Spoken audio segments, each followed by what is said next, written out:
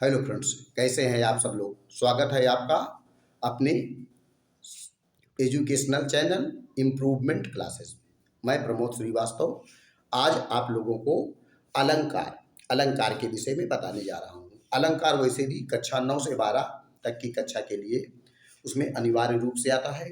इसके अलावा कई प्रतियोगी परीक्षाओं में भी अलंकार के संबंध में प्रश्न पूछते हैं। तो अलंकार के संबंध में कुछ संदेहात्मक बातें होती हैं जिसको हम अपने स्तर से दूर करने का प्रयास करते हैं। आइए देखते हैं। सबसे पहला काम अलंकार। ये अलंकार शब्द दो शब्दों के मिलने से बना हुआ है। आलम धन कर बराबर ये हो जाता है अलंकार। अलम का अर्थ होता है सुशोभित या सजावट या सुशोभित। और कर माने करने वाला। तो ये सुशोभित, सजावट या सुशोभित, अपर माने करने वाला। तो सजावट करने वाला या सुशोभित करने वाला कारक या तत्व अलंकार होता है। लेकिन अब ये देखते हैं कि जैसे मान लिया ये व्हाइट बोर्ड है, इसमें जो अलंकार लिखा हुआ है, अलंकार के पहले दोनों तरफ थोड़ी सी सजावट की गई है, थोड़ी सजावट नीचे की गई है, कुछ सजावट इधर की गई है। मान लिया इसी तरह की कुछ सजावट और कर देते हैं, ये पूरा ब्लैक बोर्ड जो व्हाइट बोर्ड सज जाता है। क्या इसे अलंकार कहेंगे? इसे अलंकार नहीं कहेंगे। क्यों नहीं कहेंगे? कि यह व्हाइट बोर्ड है और इसकी सजावट की गई है, यह कोई काव्य नहीं है। और अलंकार का संबंध मुख्य रूप से काव्य है, अर्थात काव्य की शोभा बढ़ाने वाला या काव्य की शोभा बढ़ाने वाला जो तत्व होता है वो अलंकार होता है। अलंकार की परिभाषा यही है कि काव्य की शोभा बढ़ाने वाले जो तत्व होते हैं, तत्वों को उन्हें अलंकार कहते हैं। काव्य की शोभा बढ़ाने वाले तत्वों को अलंकार कहते हैं। अब अलंकार देखते हैं, अलंकार के कितने भेद हैं। ये अलंकार के भेद देखते हैं। ये भेद अलंकार के दो भेद होते हैं। पहला होता है शब्दालंकार और दूसरा होता है अर्थालंकार।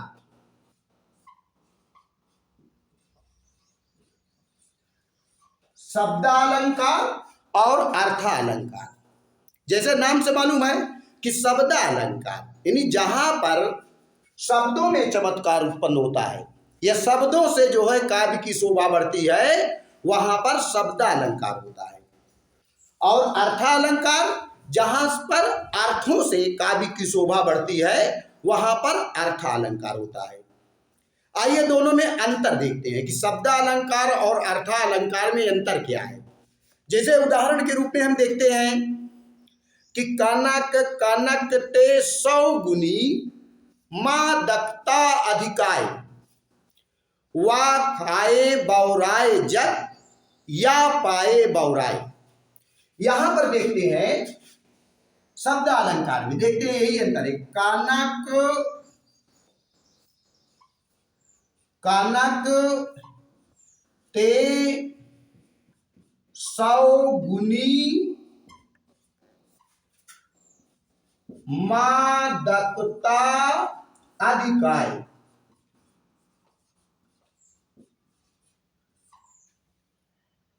वा पाए बौराई जग या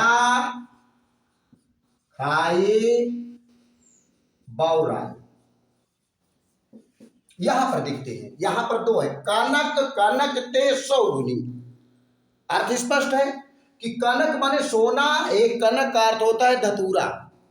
कनक से कनक में यानी सोने से धतूरे में, धतूरे से सोने में। एक कनक का अर्थ होता है धतूरा, दूसरे कनक का अर्थ होता है सोना।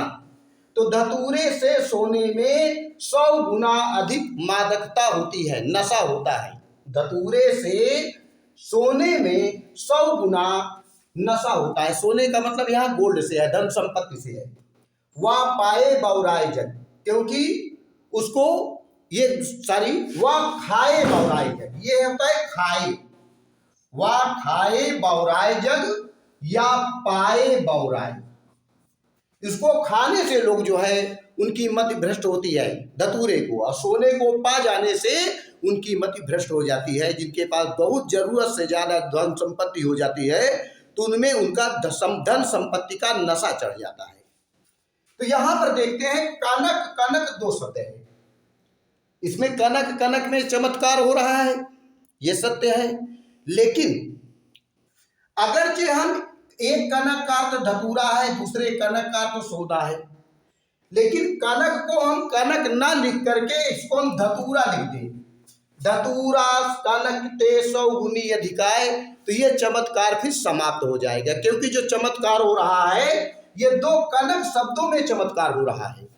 अगर इनमें से कोई एक कनक हटा देते हैं तो वह चमत्कार समाप्त हो जाता है। तो ये शब्द अलंकार होता है, जहां पर शब्दों में चमत्कार होता है, लेकिन अगर उन शब्दों को में से किसी शब्द को हटाकर उसके जगह पर उसका पर्यायवाची शब्द कोई रख देते हैं तो वह चमत्कार समाप्त हो जाता है। तो वहां पर जो है शब्द अलंकार होता है। आइए अर्थालंकार देखते हैं। अर्थालंकार का एक उदाहरण हो जाता है, जैसे चरण कमल बंदौ हरिराई, चरण कमल बंदौ हरिराई। हम इसको भी बताते हैं कौन सा अलंकार है, लेकिन ये जो है जो 2 प्रकार है। जैसे चरण कमल, चरण को कमल मान लिया गया, बंदौ हरिराई, मैं भगवान श्री कृष्ण के कमलवत चरणों की वंदना करता हूं। लेकिन यहाँ चरण का अर्थ पैर, यहाँ चरण का अर्थ कमल, तो पैर को कमल मान लिया गया है। लेकिन अगर मान लिया एक चरण या कमल में से कोई शब्द हटा दे और उसके जगह पर उसका कोई पर्यायवाची शब्द लिख दे तो अर्थ में कोई फर्क नहीं पड़ेगा, न चमत्कार में कोई फर्क पड़ेगा। तो ये अर्थ अलग। जैसे चरण के कमल की जगह हम लिख देते हैं सरोज, चरण सरोज बंदौ हरिराई, कमल हटाकर सरोज भी लिख देते हैं तो भी चमत्कार समाप्त नहीं होता है। तो ये अर्थ है, क्योंकि अर्थ में चमत्कार हो रहा है, शब्द में नहीं हो रहा है। तो इस प्रकार आपने देखा कि अलंकार किसे कहते हैं और अलंकार के क्या भेद हैं। 2 भेद होते हैं, शब्दालंकार और अर्थालंकार। जहां पर शब्दों में चमत्कार होता है, अगर उस शब्द को हटाकर उसके जगह पर उसका कोई दूसरा पर्यायवाची शब्द लिख देते हैं तो वो अलंकार फिर समाप्त हो जाता है। जबकि अर्थालंकार में होता है कि यह चमत्कार अर्थ में होता है और उसका अगर शब्द का कोई पर्यायवाची लिख देते हैं, उस शब्द को हटा देते हैं तो अर्थ में कोई प्रभाव नहीं पड़ता, तो चमत्कार भी वही रहता है, चमत्कार समाप्त नहीं होता। तो ये अर्थालंकार होता है। आइए अब हम लोग देखते हैं शब्द अलंकार के भेद। तो शब्द अलंकार के 3 भेद होते हैं। पहला होता है अनुप्रास अलंकार, दूसरा होता है यमक अलंकार,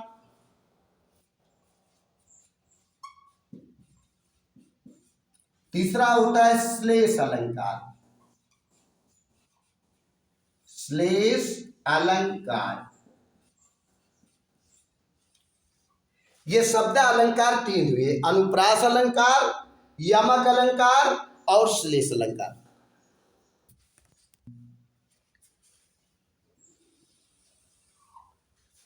अब आइए देखते हैं पहला जो अनुप्रास अलंकार होता है। अनुप्रास अलंकार किसे कहते हैं?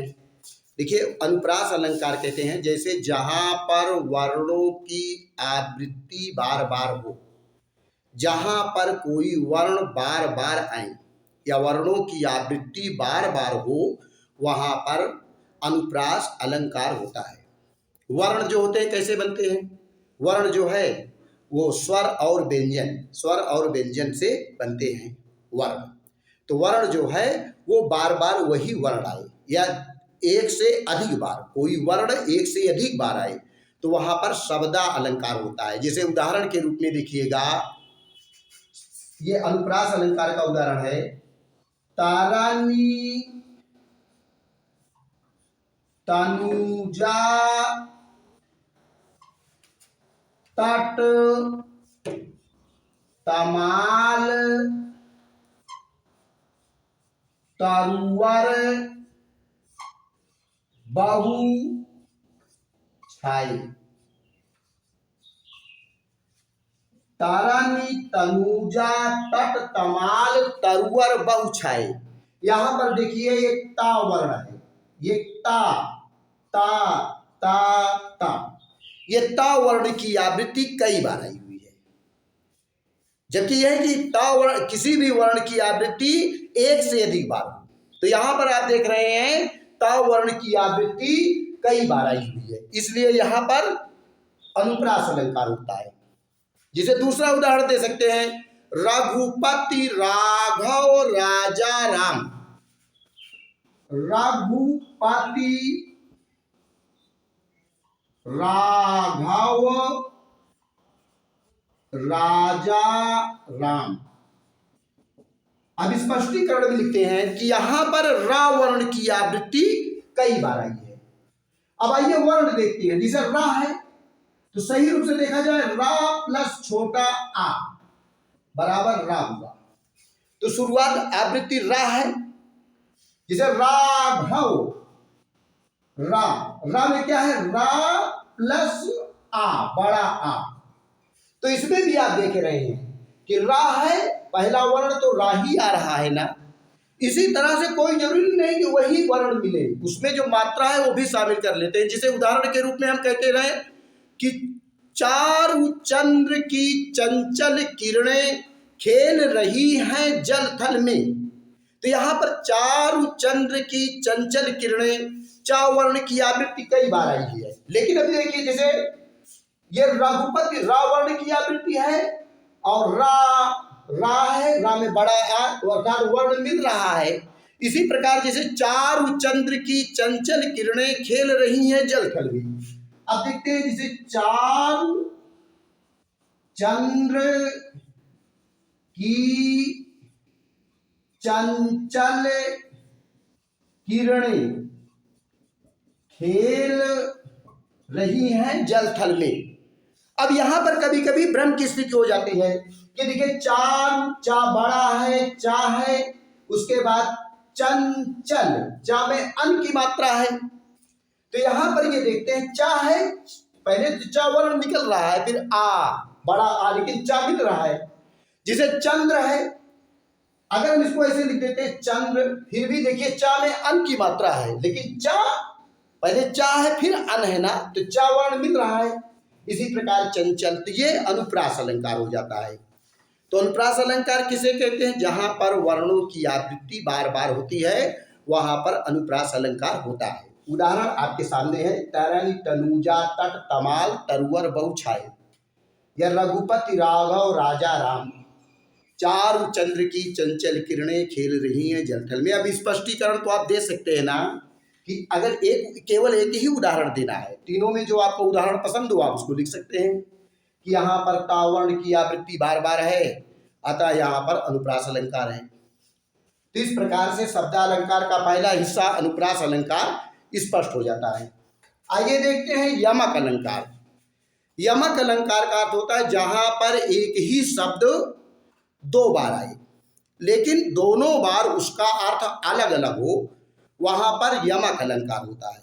जहां पर एक ही शब्द दो बार आए लेकिन दोनों बार उनका अर्थ अलग अलग हो, वहां पर यमक अलंकार होता है। जैसे उदाहरण के रूप में यही देखते हैं हम, एक यमक अलंकार का उदाहरण भी है, कनक कनक ते सौगुनी मादकता अधिकाय, वा खाए बौराए जग या पाए बौराए।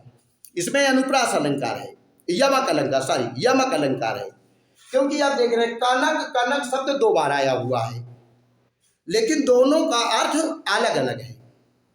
पहले कनक का अर्थ होता है ये सोना, और दूसरे कनक का अर्थ होता है धतूरा। पहले सोने का अर्थ होता है कनक, कनक का अर्थ हुआ धतूरा हुआ, दूसरे कनक का अर्थ होता है सोना। तो यहाँ पर कनक कनक शब्द 2 बार आया है, लेकिन उनका अर्थ अलग अलग है। पहले कनक का अर्थ होता है ये आपका धतूरा, दूसरा कनक का अर्थ होता है सोना, इसलिए यहाँ पर यमक अलंकार है। दूसरा लिख सकते हैं जैसे केकी राव की नूपुर ध्वनि सुन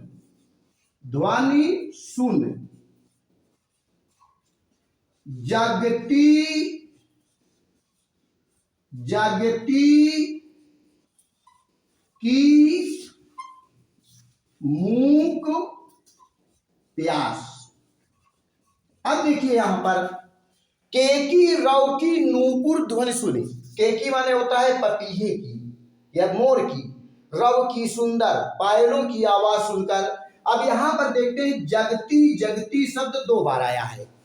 पहले जगती का अर्थ होता है जग जाती है या जागृत हो जाती है, जग जाना। और दूसरे जगती का अर्थ होता है जगत, धरती, संसार, धरती की। तो यहां पर जगती जगती शब्द 2 बार आया है। पहले जगती का अर्थ होता है जग जाना या उत्पन्न हो जाना, और दूसरी जगती का अर्थ हुआ धरती से, इसलिए यहां पर यमक अलंकार है। इस प्रकार से आपने 2 देखा, अनुप्रास, यमक। आइए देखते हैं तीसरा अलंकार। आइए देखते हैं तीसरा जो अलंकार होता है वो श्लेष अलंकार होता है। श्लेष अलंकार का अर्थ होता है जहां पर एक ही शब्द को कई अर्थों में प्रयोग किया जाए, यानी एक ही शब्द को अलग अलग जगह पर उसका प्रयोग अलग अलग किया जाए। शब्द एक ही हो लेकिन वो अलग अलग जगह पर उसका प्रयोग अलग अलग किया जाए, तो वहाँ पर जो है श्लेष अलंकार होता है। जैसे उदाहरण के रूप में देखते हैं कि रहीमन पानी राखिए बिन पानी सब सून, पानी गए न उबरे मोती मानस चून। तो यहाँ पर पानी देखिए, रहीमन पानी राखिए, पानी के लिए सब लिखा गया है। अब बिन पानी सब सून, अब पानी गए न उबरे मोती मानस चून। अब ये देखिए पानी शब्द आया हुआ है।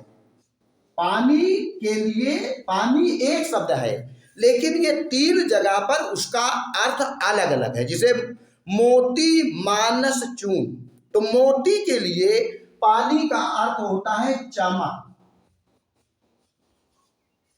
अर्थात पानी अगर मोती में चमक चली जाती है तो मोती जो है बेकार हो जाती है, क्योंकि मोती में चमक ही सब कुछ है। कहते हैं मोती जैसे चमक रहे हैं, कल्लू के दांत मोती जैसे चमक रहे हैं। तो इसका मतलब क्या हुआ कि मोती के लिए पानी का अर्थ होता है, मोती के लिए पानी का अर्थ क्या हुआ, चमक।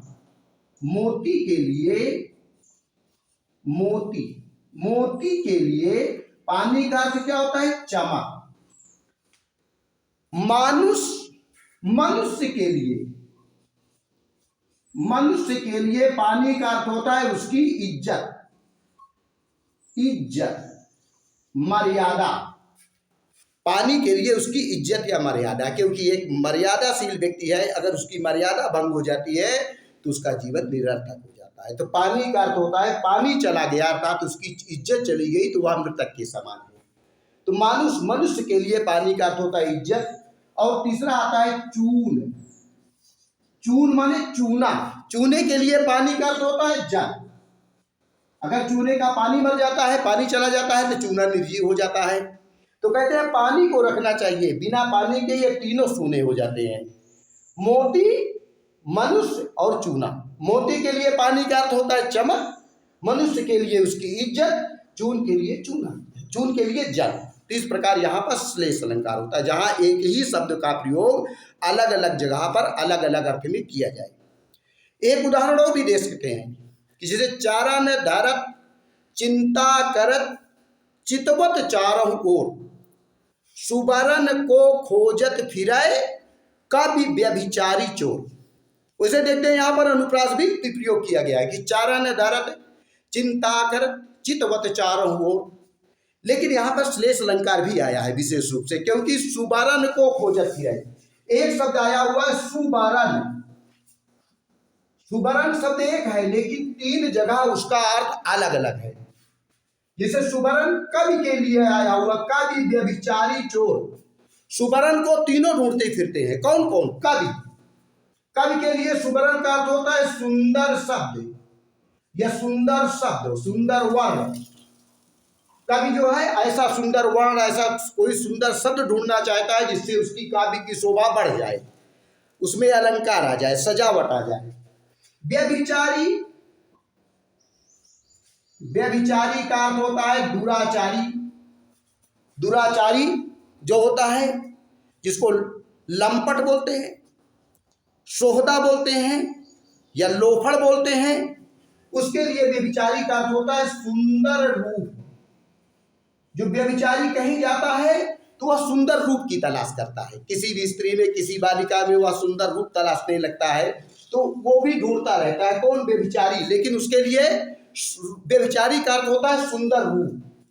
और एक सुवर्ण जो है चोर के लिए आया हुआ है। चोर, चोर माने चोर होता है थीफ, उसके लिए सुवर्ण का अर्थ होता है स्वर्ण, सोना या धन संपत्ति, धन संपत्ति। तो तीन, इसी सुवर्ण को तीन लोग ढूंढते फिरते हैं, कवि भी, व्यभिचारी भी और चोर भी। जबकि कवि के लिए सुवर्ण का अर्थ सुंदर शब्द से है, व्यभिचारी के लिए सुंदर रूप और चोर के लिए सुवर्ण का अर्थ स्वर्ण या धन संपत्ति।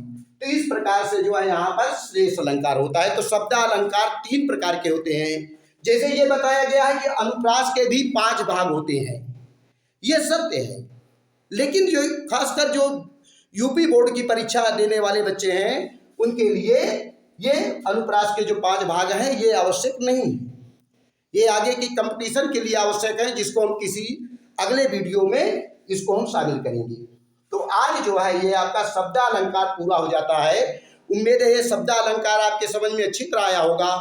और अगले वीडियो में जो हम देखेंगे तो हम अर्थालंकार के बारे में चर्चा करेंगे, क्योंकि अलंकार का पोर्शन थोड़ा बड़ा है, इसलिए हम इसको 2 वीडियो में बना रहे हैं। अगर ये वीडियो आपके समझ में आया हो, कृपया हमारे चैनल को सब्सक्राइब करें, वीडियो को लाइक करें। धन्यवाद।